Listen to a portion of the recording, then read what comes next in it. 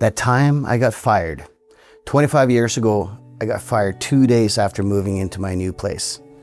Perfect performance review, one of only 2 people in the entire company who got it that year.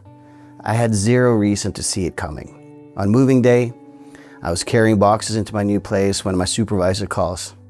And he goes, "Hey, can you be in the boardroom on Monday at 9 a.m.?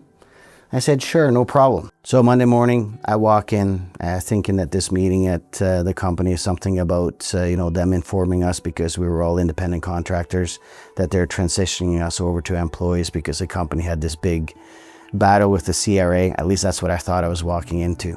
So I walk in, I see my supervisor, my boss, and then someone from HR sitting across the table. And my boss slid this piece of paper across to me and he said, "You're no longer working for us. This came from higher up. Don't ask any questions." And all I could come up with in that moment was, well, that's a shock to the system, sitting there contemplating, I just moved into a new place. How am I going to pay my mortgage? And then when I got out, I called my buddy, who also had a meeting 30 minutes after me, let him know what happened. And he's just like, he knew what was coming for him as well. Having just moved into a new place meant I had a new mortgage. I also had a second property that I was planning to keep as an investment property, but I couldn't carry both properties without a paycheck. So I called my realtor and I had to sell it, and I sold that property at a loss. I also owed taxes. I decided to not pay my taxes and keep my severance package as a bit of a slush fund to keep the lights on, keep paying my mortgage while I was looking for a job.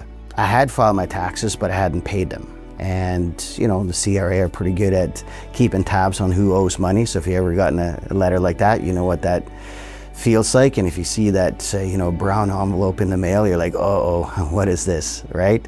You might relate to that when you see an envelope from the CRA.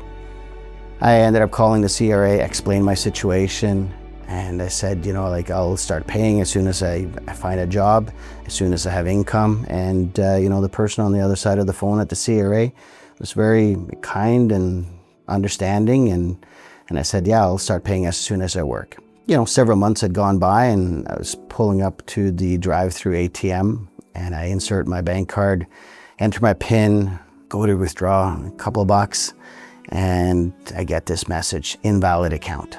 I checked my savings account as well, same thing, invalid account. And I'm like, it's odd.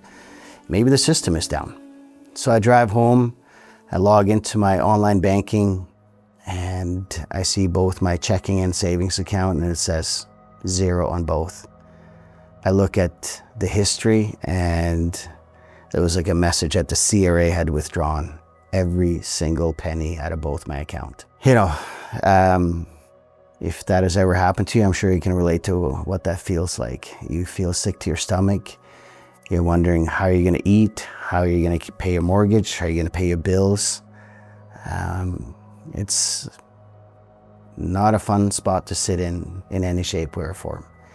So I ended up calling the CRA and asked them, how am I supposed to pay my mortgage? And the answer was simple. That's not our problem. That's a you problem, they said. You got to sit in that for a bit. And I did sit in that for a day or two, pretty panicked.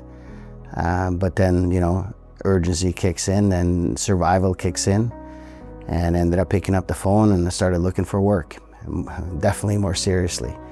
Ended up getting a job as a contractor installing satellite dishes for TV, satellite dishes for internet. This is long before we had Starlink, clearly. And some of these satellite dishes, you'd spend 2, 3, 4 hours installing, and in the wintertime, you'd be going up on snow-covered roofs. Many times I was climbing up on roofs that were snow-covered and shaking in the knees, going, well, you know what, I got a mortgage to pay and I got to do this. But, it was a couple of close calls too, where I almost fell off the roof.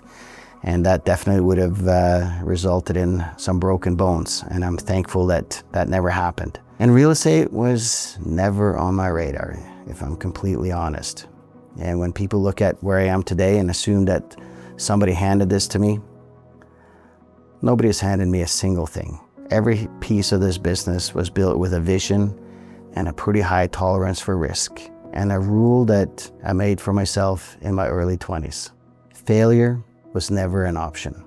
And here's the part that nobody sees. That buddy of mine that got walked out the same day, 30 minutes after me, still one of my closest friends today. Life kept us connected in ways that I could have never scripted. And that severance, the CRA emptied out of my bank account 25 years ago. I earned it back through real estate many, many times over, working with people that I actually care about, including some of the same people who were part of this original story.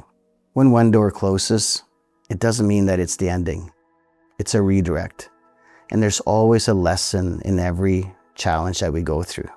It's a growth moment, and almost always a better version of the life you were planning waiting on the other side of that door. So if you're watching this and you just got knocked sideways, you lost your job, you lost a deal, maybe you lost a relationship, maybe you got your bank accounts drained by the CRA and your bank accounts are at zero, whatever it is, just know that you're not finished. You're just being repositioned. And one of the most powerful questions that I can share with you that may help you is, what is this here to teach me about me? You're stronger than you think you are. I can assure you of that. And the one thing that you have to do is you have to keep moving. And I'm going to share here something with you guys as well, that if you're in a spot where you feel helpless, go help someone else. Because when you go help someone else, you help yourself. You get purpose. This is one of the things that one of my mentors and friend and a coach has shared with me. And when you go help someone else, it helps you just as much. So if this hits home with you, do me a favor, hit the subscribe. I'm telling more of these stories, the real ones, the ones that built me, and I'll see you in the next one.